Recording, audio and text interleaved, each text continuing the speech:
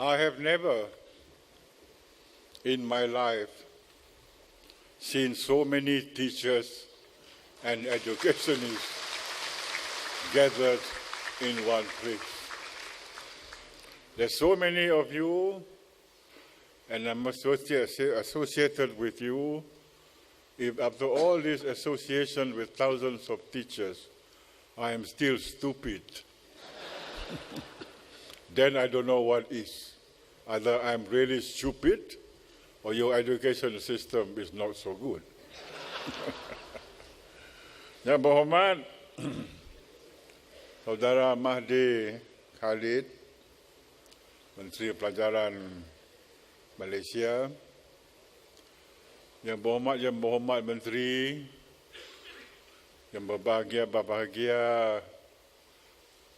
pegawai-pegawai pelajaran kanan dan kiri pun ada juga. Khususnya cikgu-cikgu yang membanjiri Dewan pada hari ini.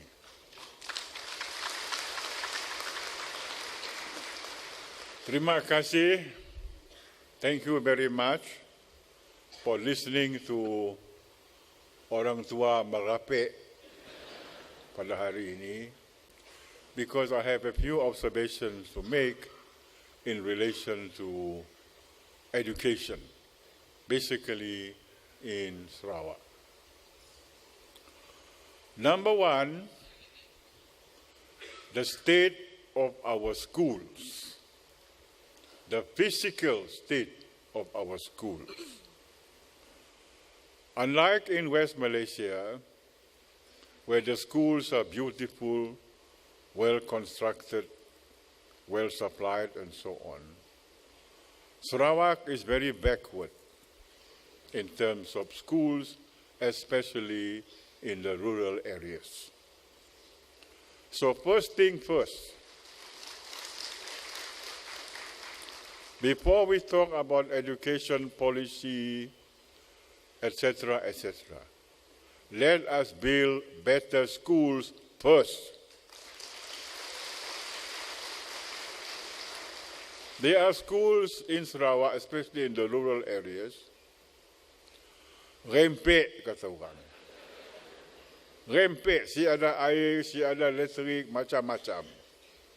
Macam-macam kekurangan. And some schools are just uninhabitable. So let us solve that problem first before we can talk about policy and so on. I am saying this in front of the Minister for Education because he can do something about it.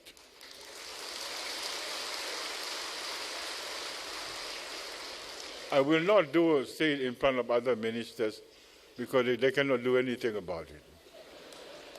But he can do something about it, and I know he will do something about it.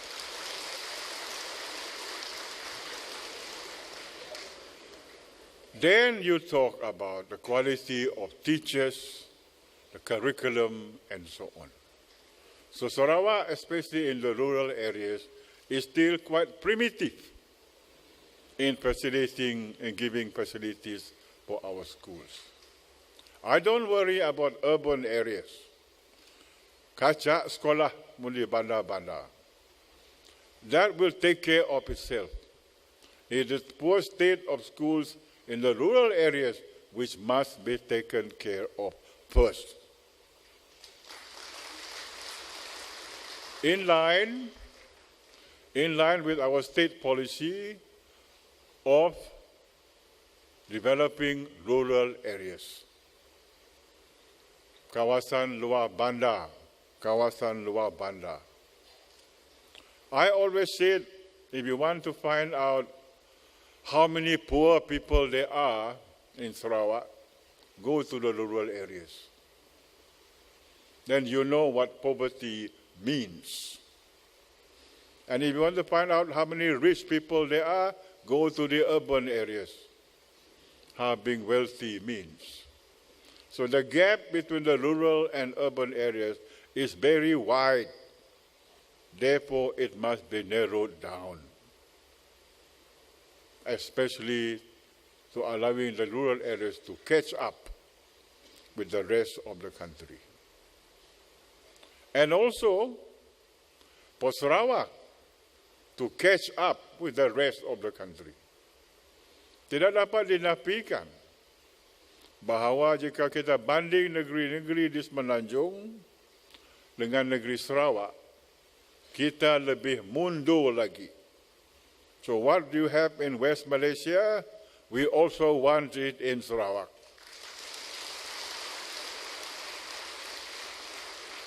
And I am sure the Minister of Education sympathizes with me on this matter. And he will know what to do. I told the Prime Minister that Sarawak is not at par with the rest of Malaysia, except perhaps Sabah. So we have time to catch up. In West Malaysia, the target is middle class, middle income by 2020. In Sarawak, we have to be conservative. Only 10 years after that, 2030. That is being realistic. Jangan nak angan-angan, you can catch up very quickly. And that is why you must give Sarawak a handicap.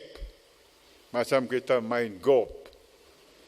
Mengharap kita tinggi, the people who have got a lower handicap must give you advantage. So I am seeking, therefore, on behalf of Sarawak, to have that advantage so that we can catch up with the rest of the country. So that is a physical condition that we have to improve on. Number two, then we talk about policy. I am sorry, but I am quite unhappy with the way education policy is implemented. With all due respect, every time there is a flip-flop, tukar dasar ini, tukar dasar itu, as soon as the new dasar comes in, the old dasar goes, and even the teachers themselves are confused. No nak lekot tu. No nak lekot tu, penin palak tu. Kena aku nak ngajar ng biak tu. Kali Datuk, kali Daya. Aku sibuk saja. Kalian bodoh semua. So there must be consistency. There must be consistency in implementation of that policy. I have known so many education ministers from the time of Musa Hitam. And banyaklah dasar-dasar digubahkan, ada yang bagus, tapi ada yang kurang bagus. Dan di Sarawak ini, I can tell you,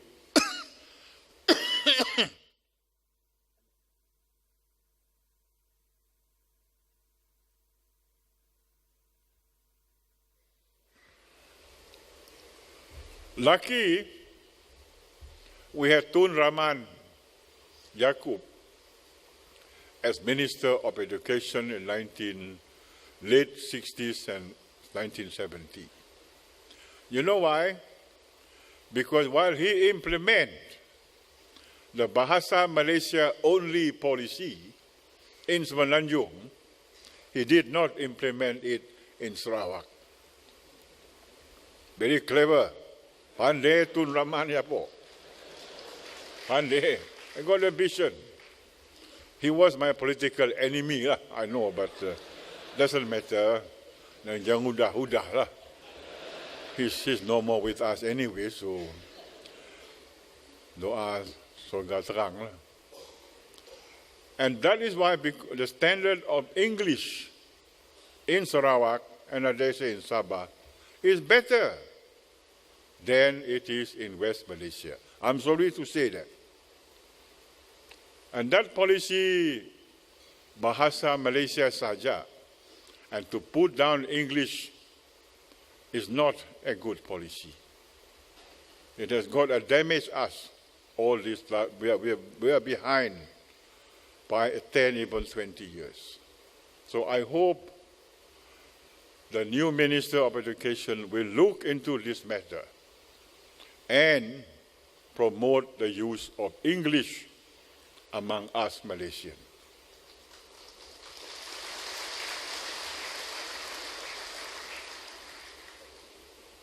I advocate a policy whereby at least people are trilingual. Nomor satu, bahasa ibunda mereka tentu sekali lah. Kedua, bahasa Malaysia, kerana itu bahasa negara kita. Dan ketiga, English. Kalau kita hendak berhubung dengan dunia outside of Malaysia. English is an international language.